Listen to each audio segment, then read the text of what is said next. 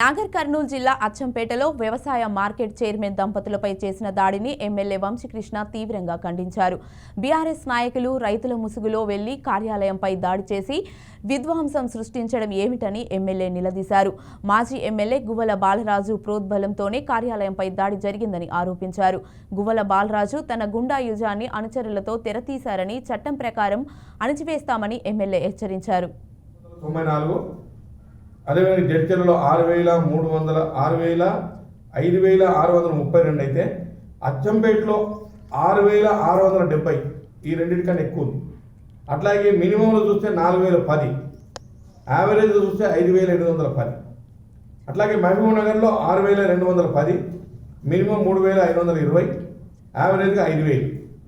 వనపర్తి విషయానికి వస్తే 6,420, మినిమం అయితే 3,204, అట్లాగే యావరేజ్గా చూస్తే 5,199. ఇవన్నీ లెక్కలలో చూస్తే అచ్చంపేటను హైయెస్ట్ ఉంది.